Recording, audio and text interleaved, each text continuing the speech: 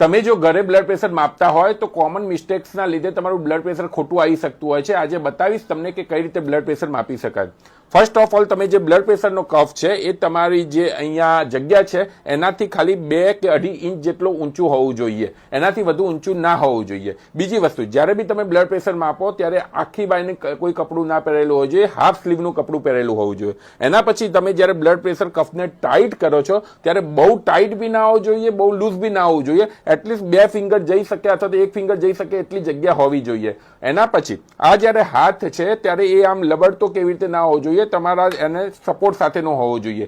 જ્યારે બી blood pressure માપતા હોય ત્યારે પેશન્ટ કોઈ વાત ના કરે એ વસ્તુનું ધ્યાન રાખવું જોઈએ. અને એના પછી તમે જ્યારે બ્લડ પ્રેશરનો કફ જે દબાવશો અને એમાં જે રીડિંગ આવતું હોય છે એમાં ઉપરનું જે રીડિંગ હોય છે એ સિસ્ટોલિક બ્લડ પ્રેશર કહેવાતું હોય છે, નીચેનું જે રીડિંગ હોય છે એ ડાયસ્ટોલિક બ્લડ પ્રેશર કહેવાતું હોય છે, અને એનાથી નીચે જે સૌથી છેલ્લે હોય છે એ પલ્સ કહેવાતા હોય છે. જે રીતે અત્યારે એમનું બ્લડ પ્રેશર મેજર થઈ રહેલું છે અને જોઈએ છે કે 1 મિનિટની અંદર એમનું બ્લડ પ્રેશર શું આવે છે, એના પછી આપણને ખબર પડતી હોય છે કે પેશન્ટનું ખરેખર બ્લડ પ્રેશર કેટલું છે. ધારો કે કદાચ એક રીડિંગ ઉપર નીચે આવે તો ગભરાવાની જરૂર નથી, મશીન છે, કોઈ વખત ખોટું બી આવી શકતું હોય છે. તો એના માટે ફરીથી 5 મિનિટ પછી સ્ટેબલ કન્ડિશનની અંદર ફરીથી બ્લડ પ્રેશર લઈ શકો છો.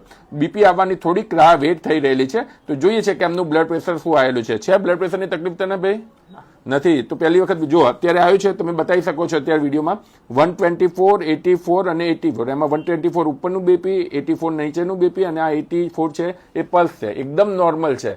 તો વિડીયો ગમ્યો હોય તો શેર કરવાનું ભૂલતા નહીં અને સેવ કરીને રાખજો, એટલે ફ્યુચરમાં તમને કામ આવી શકે. Thank you.